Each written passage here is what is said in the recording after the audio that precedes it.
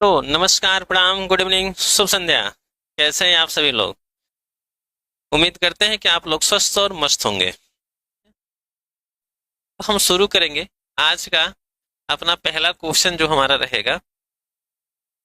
आइए, जैसे अगर हम कह दें, यदि sec थीटा बराबर 5/3 हो तो, यदि sec theta is equal to 5/3 हो तो, 5/3 हो तो sine theta plus cos theta, sine theta plus cos theta divide में sine theta plus cos theta divide में साइन थीटा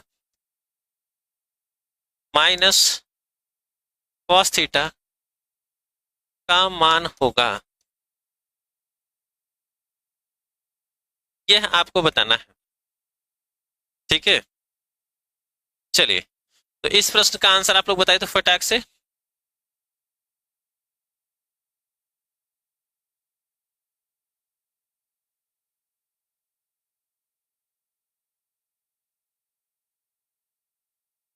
चलिए, तब तक हम पेन का कलर चेंज कर लेते हैं। हम्म,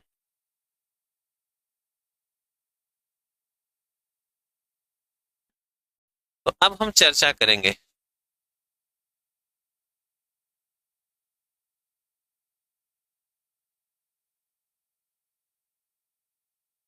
अब यहाँ देखिएगा, हम आपको बताए थे ना कि जो हमारा त्रिकोणमिति फलन होता है, सॉरी, जो त्रिकोणमिति हम लोग लगाते हैं, वह आपके समकोण त्रिभुज पर निर्भर होती है। किस पर निर्भर होती है? समकोण त्रिभुज पर निर्भर होती है। तो समकोण का मतलब एक कोण का मान रहेगा 90 अंश रहेगा बाबू। ठीक है, तभी तो समकोण त्रिभुज होगा।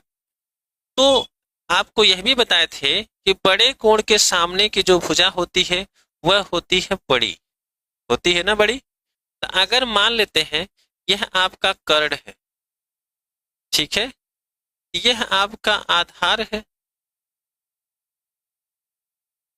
यह आपका क्या है बाबू? तो लंब होता है, क्योंकि त्रिभुज में तीन ही भुजाएं होती हैं, आधार, लंब और कर्ण होती है ना। ये हम बार बार आपको रिपीट कराते हुए चल रहे हैं। इसी के साथ साथ हम आपको एक और पॉइंट बताए थे क्या? अगर आपको याद होगा कि लाल बटे कक्का बताए थे, यह बात आपको बताए थे कि नहीं बताए थे? जल्दी से हमको आप लोग कमेंट करके बताइए, क्या हम आपको यह बात बताए थे या फिर नहीं बताए थे?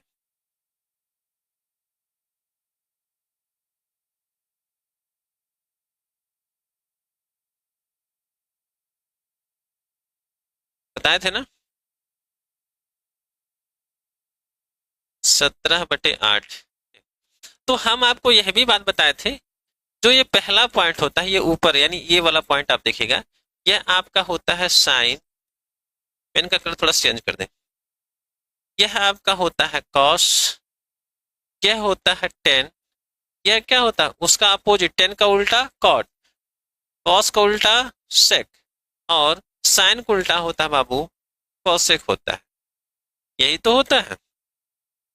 जब इतने पॉइंटों को आप जान गए हैं तो बस यही शुरू कर देना है। क्या? कि सेक थीटा, सेक थीटा का मतलब यहां ध्यान समझिएगा, यानी सेक थीटा बराबर होता है कि कर्ण बटे, क्या होता है बाबू? कर्ण बटे आधार होता है। ठीक है, कर्ण बटे आधार होता है। जब कर्ण बटे आधार होता है, ठीक है, यानी कर्ण बटे आधार, तो कर्ण का मान दिया है 5, तो कर्ण की जगह पे आप लिखिए 5। आधार कितना है? 3 है ना, तो यहाँ लिखिए 3। तो आपको क्या निकालना है? आपको लंब निकालना है। क्यों लंब निकालना है, यह भी तो एक बात जानने की जरूरत होती है। तो लंब इसलिए निकालना जरूरी होता है क्योंकि आप जानते हैं यहाँ साइन थीटा और कॉस थीटा दिया है।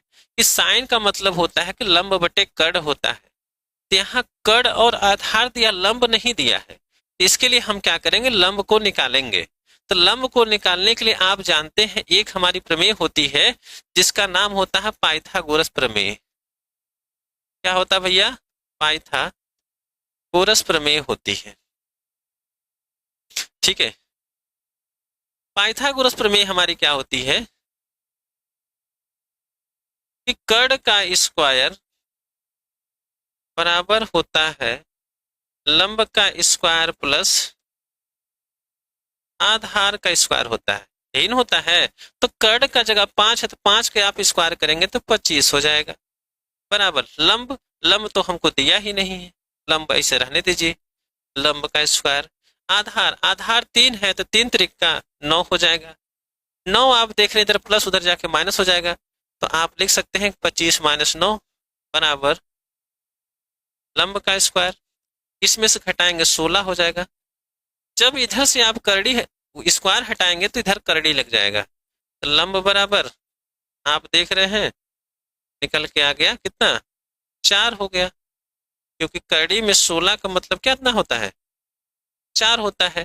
तो लंब का जब मान 4 हो गया तो भैया अब मान ही तो निकालना है, मान निकालना है ना, तो निकाल लीजिए। क्यों? क्योंकि साइन थीटा बराबर क्या होता है लंब बटे कर्ण। ध्यान से देखिएगा, अब हम लोग इस फॉर्मेट में चल रहे हैं, यानी आप लिख सकते हैं कि यल बाई के प्लस सॉरी कॉस थीटा है ना, कॉस का मतलब आधार बटे कर्ण होता है, यानी ए बाई के हो गया, पूरे के बटे आप क्या करेंगे साइन थीटा का मतलब यल बाई के माइनस ए बाई के।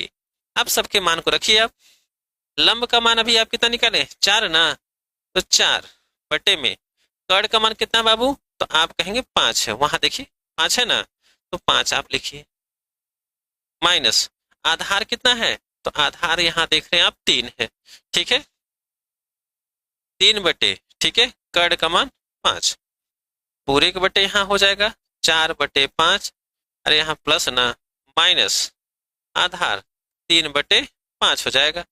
इसको सॉल्व कर लीजिए, हर बराबर तो अंश आपस में जुड़ेंगे, तो ऊपर हो जाएगा 7 बटे 5, पूरे के बटे 4 में से 3 घटेगा तो 1 बटे 5, 5 से 5 कैंसिल हो गया तो 7 बटे 1 का मतलब कितना हो गया 7 हो गया। इस प्रश्न का जो करेक्ट आंसर है ना वह कितना है 7 होगा। क्या आप बताइए, ये जो हमने क्वेश्चन बताया था आप सबको क्लियर हुआ कि नहीं? देखिए सीखने में आप हमसे समय लीजिए, लेकिन क्वेश्चन सॉल्व करने में ना आप समय एकदम मत लीजिएगा, ठीक है बाबू?